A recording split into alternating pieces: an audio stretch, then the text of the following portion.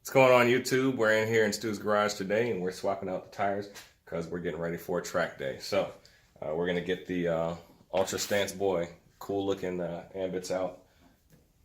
Don't do that to the Mustang.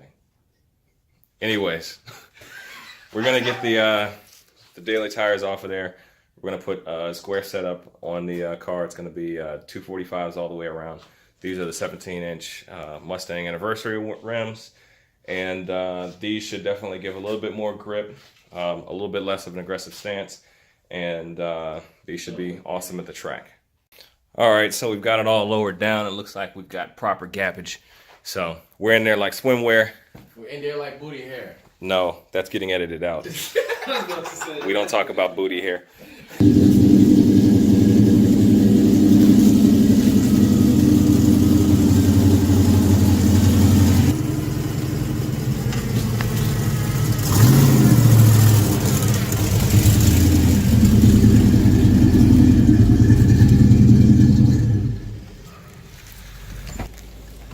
Alright, so here's what the Fox looks like in track configuration. It's definitely ready to run. Next we're just going to go over a few things that I'm going to be taking to the track with me in order to be prepared for whatever is going on down there. Alright, and here's a look at what I'm packing for the track day coming up. They recommend that you bring 1 quart of oil, and anytime you're beating hard on your car, you should always have a quart of oil. Matter of fact, anytime you're driving around, you should always have a quart of oil. I'm bringing this 5 quart just because that's what I have for my next oil change, and rather than going out and getting a 1 quart, which I should have, I'm just going to bring my 5 quarts. A few shop towels just because, you know, just in case. Nice roll of 500 mile per hour duct tape. Zip ties, again, just in case.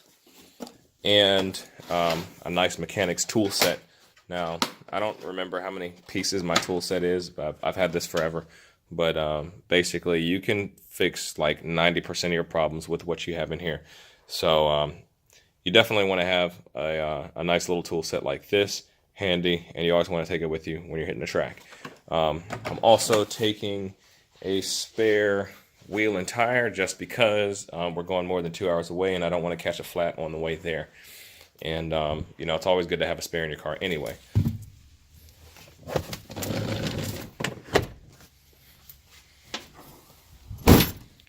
Alright, I also forgot to add, I also packed a scissors jack just because I don't want to be carrying around the full-size jack. It's definitely good to have a full-size jack, but again, you know, I just don't want to be having all that stuff in the car, and hopefully somebody there will have one if the need arises. What I want to do in this video right now is actually kind of compare and contrast what a race car does on the track versus what a purpose-built drift car does on the track. And we'll go over what the differences are between a race car and a drift car in a few seconds. Alright folks, so the Drift Fox has passed tech inspection, the very first tech spec. There's a drone up in the air. Here's a few of the cars that's in the field. You know, it's a pretty good range of everything. There's a lot of Porsches here today. Definitely can't wait to see the 350 run. And my wife's 350 over there. And one car that I really want to see is back here. I think it's a 1962 Porsche, and the guy who's driving it is the original owner. And he actually races this thing, and it's amazing. It's beautiful, it's clean. Look at the interior. Pristine condition. This is what you're supposed to do with the car, folks. They're not meant to sit in the garages. You gotta drive them. I talked to the owner for a second, and that's this guy right here. And basically what he said is, again, he's the original owner. The car's got, you said 246,000? 276,000 miles on this car. Original miles. This car's had no major restoration, you know, maybe just a little bit of rust repaired on it and the doors and the floor panels. But like I said, folks, you know, the car belongs on the road. All right, folks, we're going to talk about some of the differences between a drift car and a race car. Obviously, what we have in front of us is a BMW E46 M3 race car. And a few of the things, you know, what you would think would be obvious is race cars are set up for grip and drift cars are set up for slipping. But you actually do need traction and you do need grip for drift. You just use it differently. Grip still equals speed. You just use it differently. Of course, the driving styles are completely different. But let's just go ahead and look at some of the differences that you see between a race car and a drift car. So first off, you're going to see on a race car, you're going to see these racing type slick tires all the way around. These are going to give you the maximum grip on a surface. They're really soft, they wear out really easy, and they don't take a lot of heat cycles.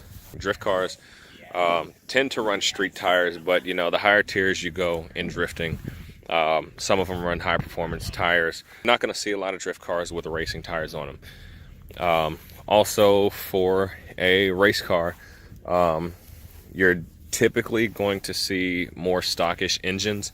Drift cars tend to be a little bit more overpowered. There's a lot more emphasis on power because, you know, in drift you're definitely going to want to have the power to spin through second, you know, maybe up to third, but you got to be able to spin through second. Funny fact, the most raced car in America or around the world is actually the Mazda Miata, and those things barely put down like 120 horsepower. So you don't really need a lot of power for racing. Racing wise, all of your money is going to go into your brakes. Drift cars don't typically have really great brake setups. Not that you can't have it, but you just don't normally see that. And your suspension on a race car is probably going to be a little bit more dialed in for certain things. Drift cars are going to have more camber up front, which is going to give you more tire contact at extreme angles, whereas you're not going to see as much camber on a race car. Another big difference, probably the biggest difference between race cars and drift cars, is drift cars, you're typically going to see them with a welded differential, and that's the easiest thing to do in order to get both tires spinning, and you know, you're going to have a more predictable car. Race cars can run open diffs, or they'll have some kind of a special dialed in LSD that's going to allow them to transfer the power a little bit better and a little bit more evenly, and to get more traction going around corners. So those are your differences right there. All right, and one thing I forgot to add is that very common mods that you're going to see on a drift car that you'll probably never see on a race car is going to be your angle mods, which I kind of briefly touched on. But angle mods basically in a drift car allow you to get the car more sideways with more control. In a race car, there's absolutely no reason to have any kind of angle mods, because the idea is to keep your car straight and in line the whole time rather than sliding it sideways. You might slide if you're racing, but that's not the point, and you want to keep your car, you know, all four wheels in grip. All right, folks, so we just got done doing slalom runs. I didn't take any video because it wasn't super exciting, but definitely getting a little bit of a feel for the car. One of the things that I'm noticing about the my setup in particular is that the car is wanting to push a lot when you're off the gas and you're in a turn. Probably a little bit more than normal, but as long as I'm in the gas, I mean, the car is hooking really well, getting really good grip. The car feels really good out on the course. So next up, we're headed to the skid pad, and I'm going to get a little bit of video of that.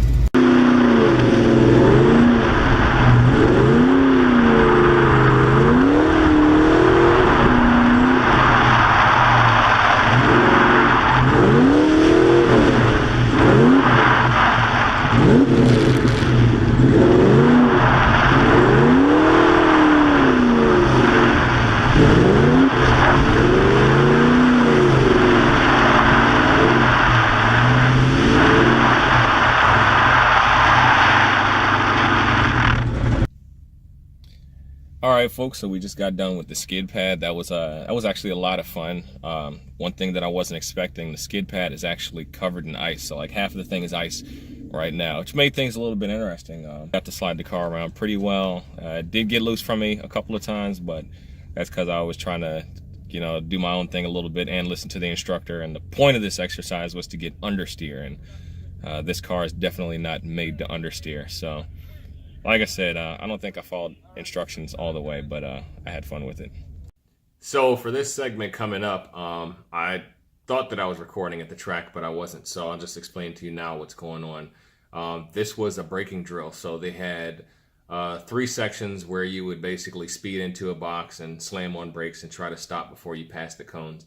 One was a straightaway shot. One was actually around a blind curve, which would simulate an emergency stop. Coming around a blind curve, and then another one was another semi-high-speed straightaway section. So I'll show you a brief video of that.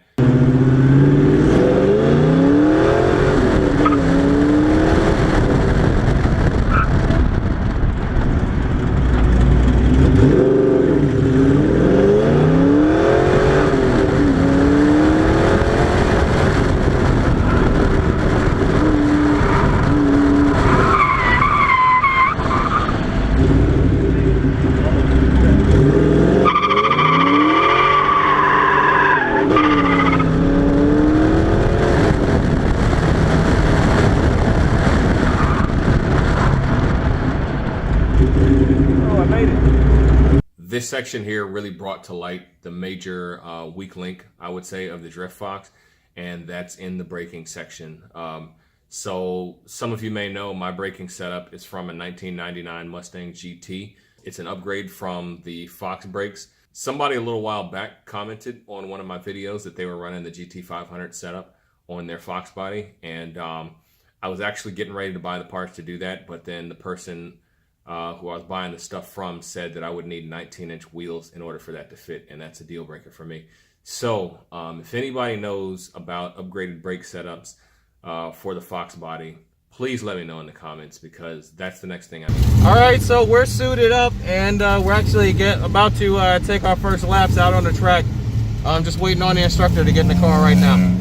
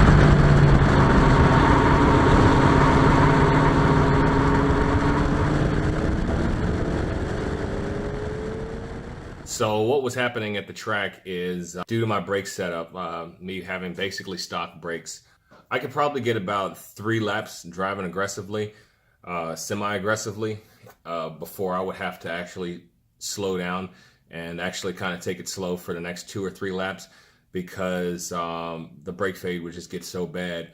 You know, if I was to try and push the car hard, you know, more than 3 laps, I would probably just skid off the corner, you know, into the tire wall, because the car wouldn't stop.